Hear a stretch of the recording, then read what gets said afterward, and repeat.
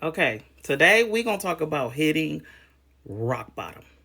Yes, your girl hit rock bottom and it was not pretty at all. So, back in my early 20s, I used to work for a photography company. Why? Photography was my passion. If anybody ever asked me in life, what were you going to do?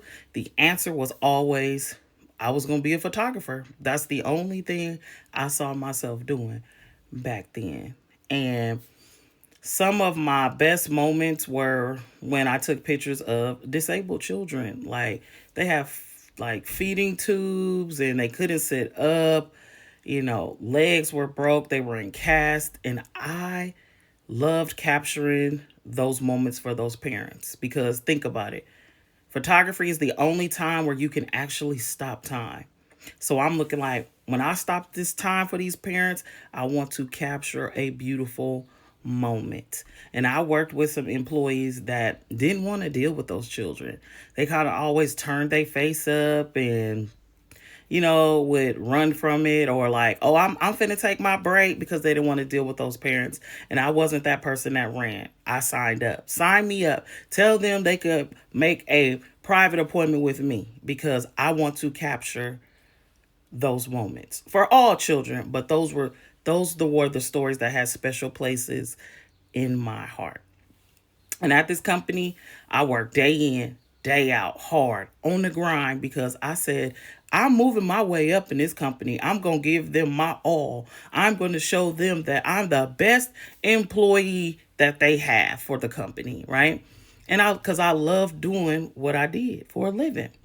Now, let's get to the grimy part, okay? So I had noticed it was some slick stuff going on in the company, and I was paying very close attention. Like they was moving money, they was pushing all the workers to work hard, sell these packages, making all these promises. Like if you sell this, you're gonna get bonuses on your check.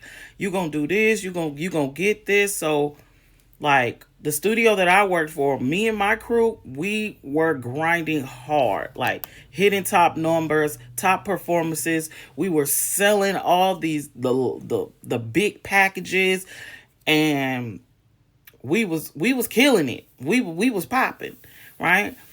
But then we started to notice there was always an issue, like um checks are going to be pushed back or it's going to go on to the next one or no, that's not what we said. It was just a lot of shady stuff going on, but we kept grinding, kept working.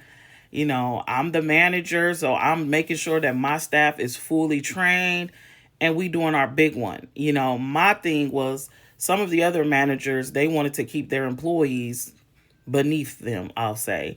And I was like, no, I want everybody on my staff trained. I want to be able to say, this studio, a lot of managers come out of this studio. I was making sure that all my girls was top tier. They was becoming managers, assistant managers, district managers. We was doing our big one. Okay. Now, this is where it gets grimy. One day at home, I get a phone call. It's probably like a Saturday night, and my boss calls me and she goes, you don't have to come to work tomorrow. And I'm like, okay, why don't I have to come to work? And she was like, there is no more job. And I'm like, what do you mean there's no more job? Like, we getting a day off. Like I'm really not understanding what she trying to tell me on this phone. And she was like, there ain't no more job. They closed the studios down. We have no more job.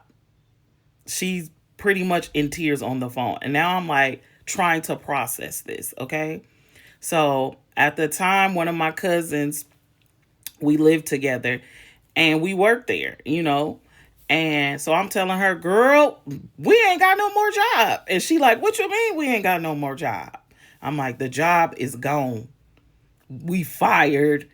I'm like, I don't know else how to explain it. So me and my cousin, we are sitting here bawling, crying, like punching the pillows, like, we ain't got no more job. What we gonna do?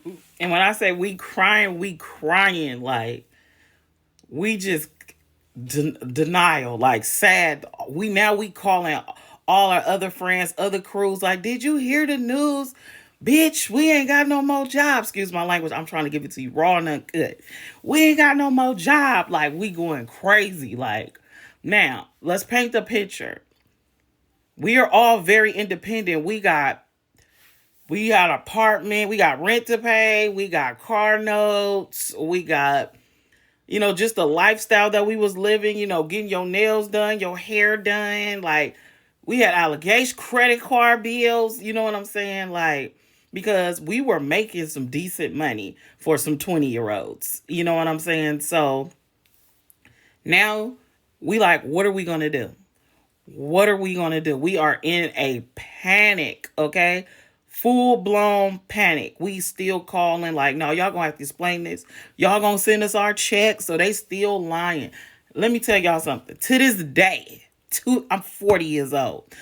To this day, I still have not received my last check.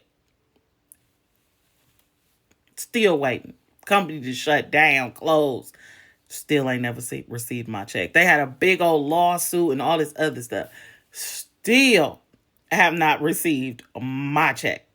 Okay, now we have no jobs. Immediately, me and my cousin like, psh, we filed for unemployment right now. We filed for we are on the unemployment hotline website.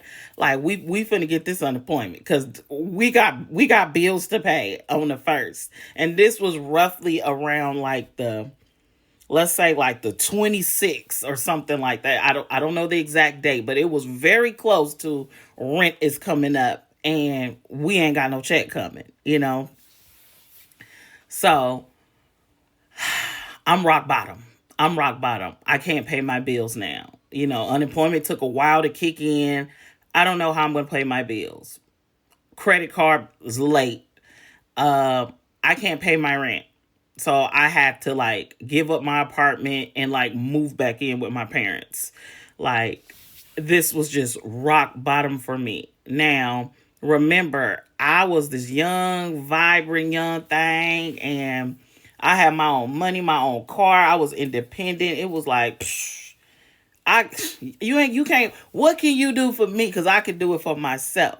Now, I didn't have no nasty attitude, but I really got to paint the picture. Like, I was doing my big one, and to hit rock bottom like that, like, back home with your parents. You're going back home. Now I gotta come off my high horse, Miss Independent, and go back home with my mama and daddy. Oh, the heartbreak. The heartbreak. Because I always told myself, once I move out, I ain't never coming back because I'm independent. I know how to survive out there. And so to have to knock on that door and go back home, honey, it was rock bottom. It was rock bottom. But the moral of the story for me is sometimes God will knock you down because maybe in my eyes, I didn't realize that, hey, Miss Independent, I don't need nobody. I could do this on my own. Wasn't the right way to go. And God had to show me, honey, I'm going to knock you all the way down to where you going to need everybody. And sometimes life will teach you a lesson. And also I learned now, don't put all into a company because you worked years for these people and they walk away from you like you ain't nothing. They giving you all these employee of the month certificates and plaques. It didn't mean nothing. It didn't mean nothing. They left me in the dirt.